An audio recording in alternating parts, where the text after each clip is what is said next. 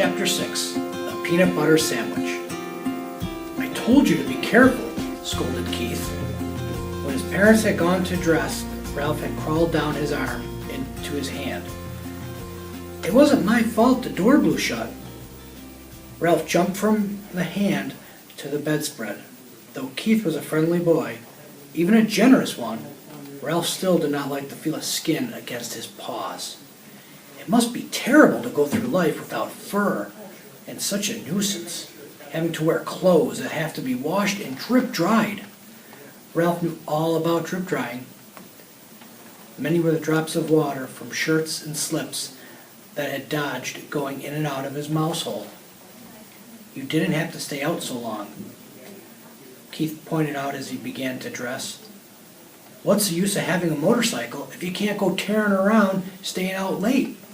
Ralph asked reasonably. You don't have a motorcycle, said Keith. I just let you use mine, and you better be careful. I like that motorcycle, and I don't want anything to happen to it. I'll take care of it, promised Ralph. I don't want anything to happen to it either. It's going to be harder to get a chance to ride it now that my mother has seen you. She's terribly good housekeeper, and she's sure to complain to the management. Speaking of breakfast, you people are too tidy, complained Ralph. I'm not getting enough to eat around here. You don't leave any crumbs. I never thought of it, said Keith. What would you like to eat? Ralph was astounded. That was the first time in his life anyone asked him what he would like to eat. It had always been a question of what could he get his paws on. You mean I have a choice? He asked. Sure. All I have to do is order it when I go down to breakfast, and then I'll bring you some. Ralph had to take a minute and think.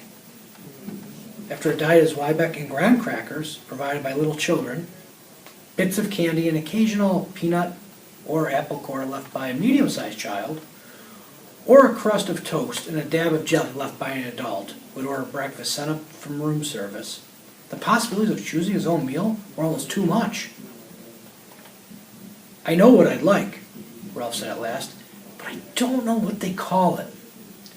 Once, some people who said they were almost out of money stayed in these rooms. They had 4 children, all of them very hungry.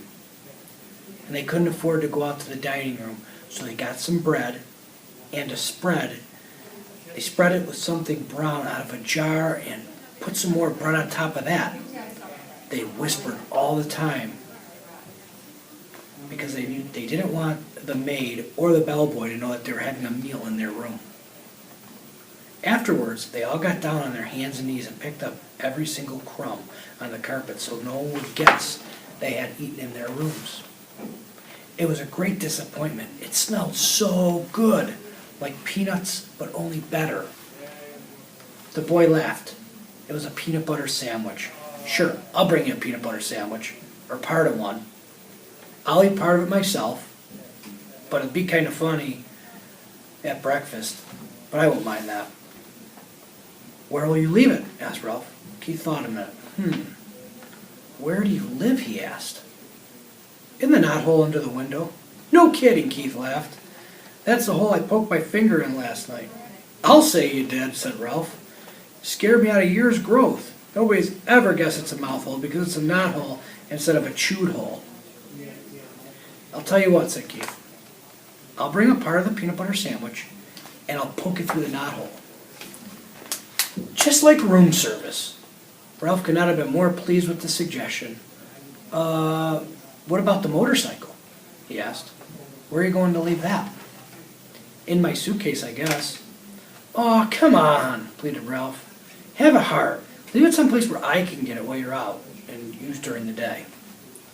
You're supposed to be in your mouse hole, asleep, not riding around in the daylight where people can see you. Well, gee whiz, can't a fella even look at it? Asked Ralph. I bet you like to look at big motorcycles yourself. Yes, I do, admitted the boy. Well, I'll leave it back under the bed, I said. But you promise not to ride it until after dark. Scott's owner. Ralph jumped off the bed and ran off to the knothole. Ralph's home was furnished with a clutter of things dropped on the floor of the hotel room. There were bits of Kleenex, hair, ravelings. His mother was always planning on straightening it out, but she never got around to it. She was always too busy fussing and worrying. Now, as Ralph expected, she was dividing Rye Crisp crumbs up among his squeaky bunch of little brothers and sisters while she waited to scold him. Ralph, if I've told you once, I've told you 1,000 times, she began. Guess what? Interrupted Ralph in an attempt to change the subject. Somebody in 215 is going to bring us real peanut butter sandwich. Ralph, cried his frightened mother. Are you associating with people? Just a boy, said Ralph, deciding to keep the complete stories of the dangers and glories of the past night to himself. He wouldn't hurt us. He likes mice. But he's a person, said his mother. That doesn't mean he has to be bad, said Ralph. Just like Pop used to say. People shouldn't say all mice are timid just because some mice are, or that all mice play when the cat's away just because some do. Just the same, Ralph, said his mother, I do wish you would be more careful whom you associate with. I am so afraid you'll fall into the wrong sort of friends. Mom, I'm growing up. I'm getting too old to hang around a mouse nest all the time. I want to go out and see the world. I want to go down to the ground floor and see the kitchen and the dining room and the storeroom and the garbage cans out back. Oh, Ralph, cried his mother. Not the ground floor. Not all the way down there. You aren't old enough. Yes, I am, said Ralph stoutly. There's no telling what you might find downstairs. There's mouse traps, cats, poison. Why, out by the garbage cans, you might even be seen by an owl. I don't care. Someday I'm going downstairs. But think of the owls, Ralph, implored his mother. We moved into the hotel because of the owls. It was after your Uncle Leroy disappeared and the bones were found in an owl pellet. The mother mouse's plea was interrupted by the sound of Keith returning to the room. 2:15. Now you'll see, said Ralph to his mother, and waited anxious. Sure enough, Keith came to the knothole. Psst, he whispered. Here it is. The waitress thought I was crazy ordering a peanut butter sandwich along with my cornflakes for breakfast, but here it is. He stuffed a half a sandwich, a bit at a time, into the hole, where Ralph seized the pieces and pulled them all the way through. Listen, we're going to be gone for most of the day.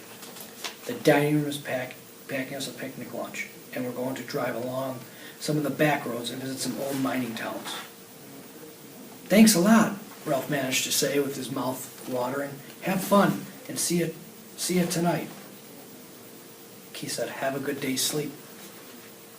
Ralph's mother could not help being impressed by the sight of the peanut butter sandwich. Just like room service, she marveled. Why, it's a peanut butter and jelly sandwich, and it even has butter on it. I told you you'd bring it, Ralph could not help boasting, even though his mouth was full. After sharing his feast with his squeaky little brothers and sisters, all of whom had trouble with peanut butter sticking to their teeth, Ralph curled up on a heap of shredded Kleenex and took a good, long nap. When he awoke refreshed, his first thoughts were of the motorcycle. He wondered if Keith really had remembered to leave it under the bed. He yawned and stretched and left by way of the knothole. Room 215 was just as Ralph had last seen it. The bed had not been made, and there were no fresh towels in the wash basin. Ralph ducked under the sheets and blankets and then tumbled off one of the side on the bed. And there, in the dim light, he caught the gleam of chrome exhaust pipes. Keith had trusted him after all. He walked across the carpet and took a hold of the handle grips once more. They felt just right in his paws.